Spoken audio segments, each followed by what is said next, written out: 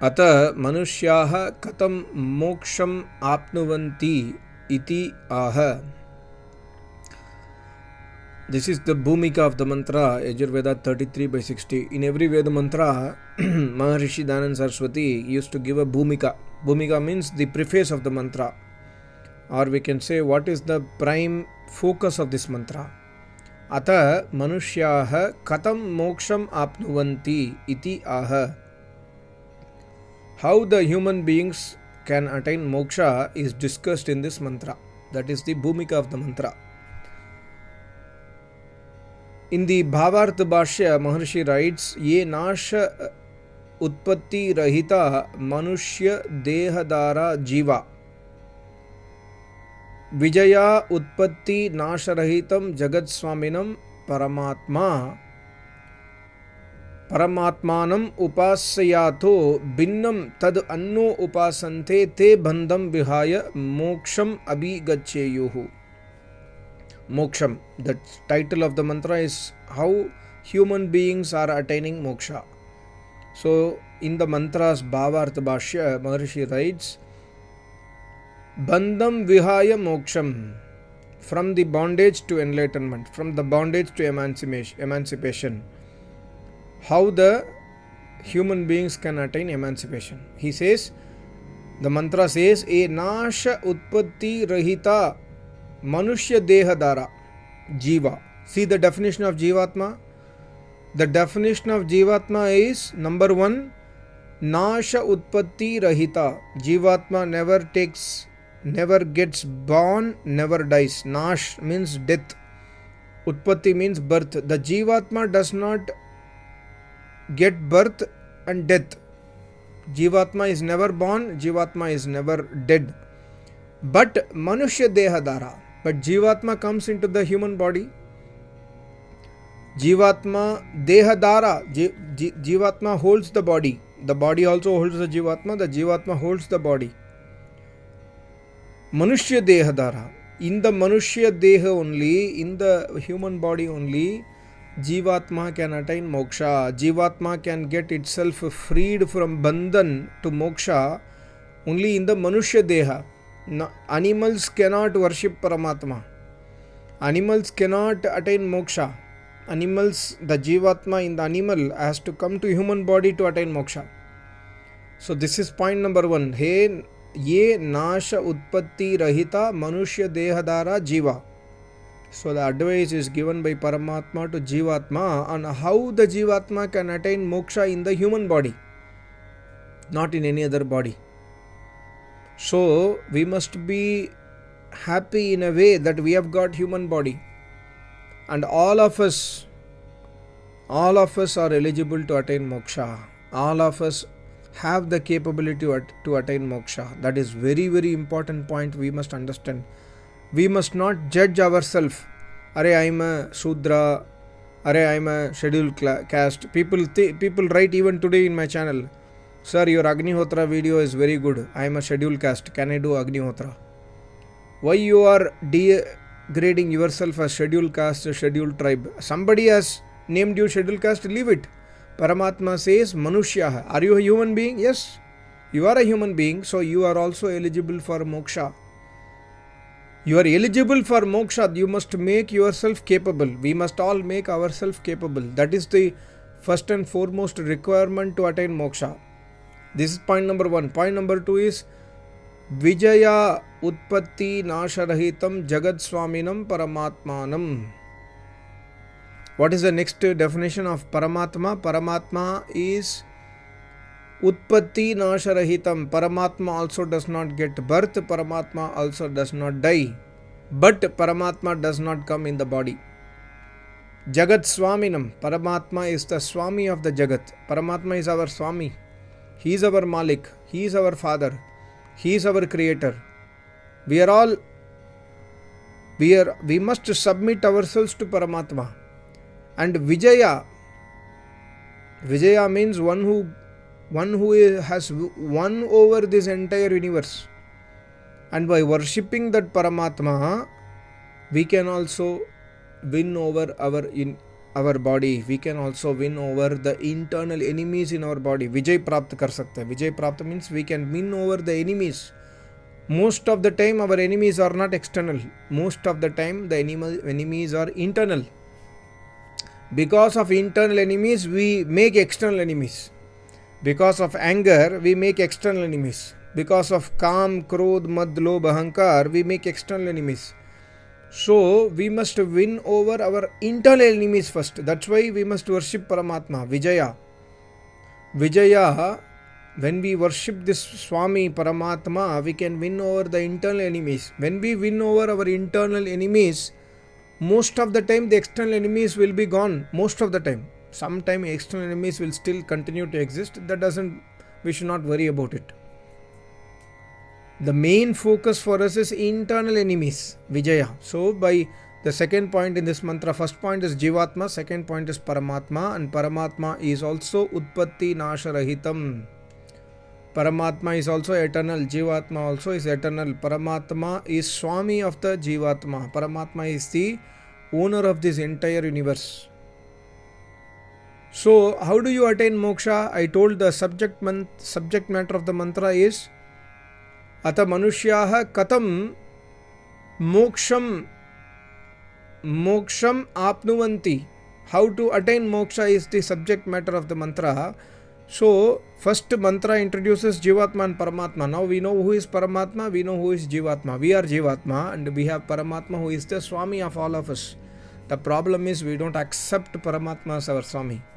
We say for formality, Aha, Ishwar, Aap Amare Pita hai. We say for formality. But we really do not mean that. We really, from our heart, we never accept that fact that, hey Paramatma, Aap mera Pita ho. आप मेरे माता हो, आप मेरे स्वामी हो. We never accept it by heart.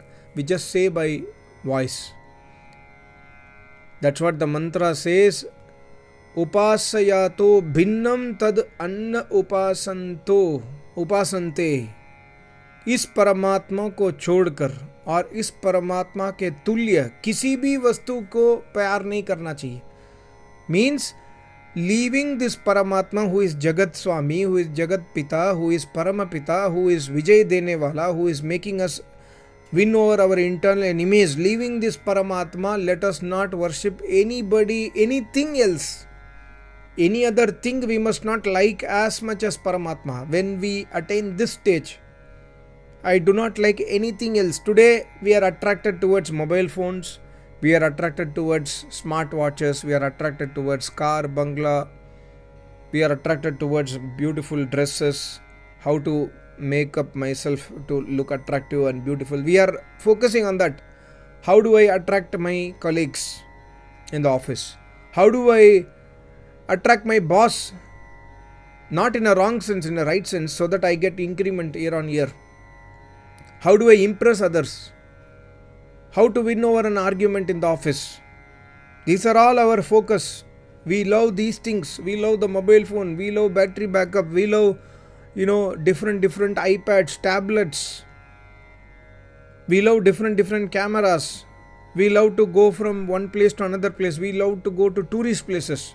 I went to Switzerland. I am planning next month to go to Australia. I am going to California. I am going to Canada. I am going to this place, that place. We love traveling.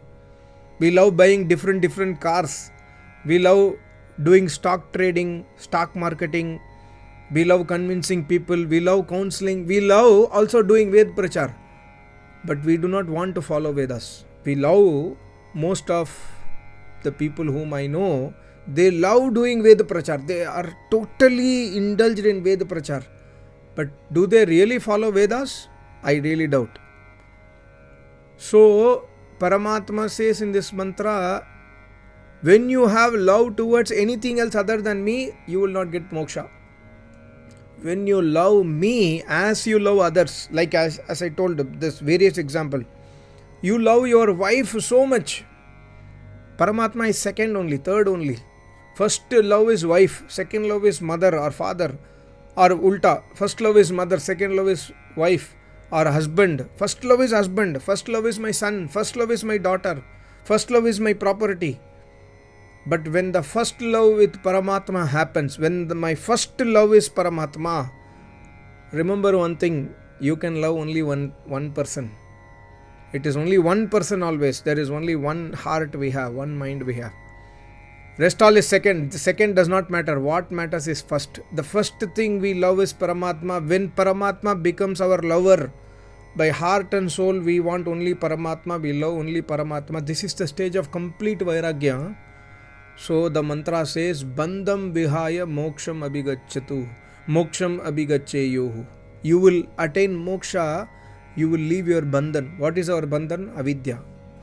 The moment we start having absolute love on Paramatma, slowly our bandhan, our bondages will get loosened. We will come out of all the unnecessary things in our life. We will not care for anything. Seriously, that stage will. These are all not my experience. These are all my listening from my Acharya. I have seen my Acharya, so I have known my Acharya for quite some time. My Acharya, when he attained Samadhi, used to express that when I attained Samadhi, how my life was. Sabse zyada prem, sabse zyada love is only with Paramatma for a yogi. When he loves so much Paramatma, Paramatma starts giving moksha to that yogi. He will make that person a yogi or yogini. So this is the secret. Atha manushyaha katam moksham. How the human beings will attain moksha? You can attain moksha, we can attain moksha when our love is Paramatma, leaving rest. Nothing else is as important as Paramatma. When that stage comes, you will attain moksha. What a beautiful formula. This is the formula for moksha. Of course, Sankhya Darshan, Vedanta Darshan, Sankhya Darshan, Yoga Darshan. Yoga Darshan says the moksha is attained when avidya is gone. Sankhya Darshan says moksha is attained when avivek is gone. Both are same, avivek, avidya. But avidya, avivek is gone only when you start loving Paramatma. When you start loving Paramatma, you will start following Paramatma. What is meant by love? I love my wife. Whatever my wife says, I will do because I love her. Similarly, when you love Paramatma, whatever Paramatma says in Vedas, you will start following it, right? So, when you start following whatever is there in the Vedas, avidya is automatically gone. Because Vedas are vidya, opposite to avidya. You will understand what is avidya when you understand Vedas. Because in the Vedas only, the complete description of avidya is mentioned. So, you will understand what is avidya and you will omit avidya from your life because of love of Paramatma. Most important Veda mantra, Yajurveda 33/60. Every Veda mantra is important. Every Veda mantra gives us some dimensions towards our life. So, Atha manushyaha katam moksham apnuvanti iti aha. Ishwar could see the greatness of Veda mantras are Veda mantra. Ishwar is giving us direction. Ishwar is giving us guidance to attain moksha. Ishwar wants us to attain moksha. Ishwar does not want to give us dukh because Ishwar ke paas dukh hai hi nahi hai. Ishwar does not have dukh. He is Sukh Swarup. He is Moksha Swarup.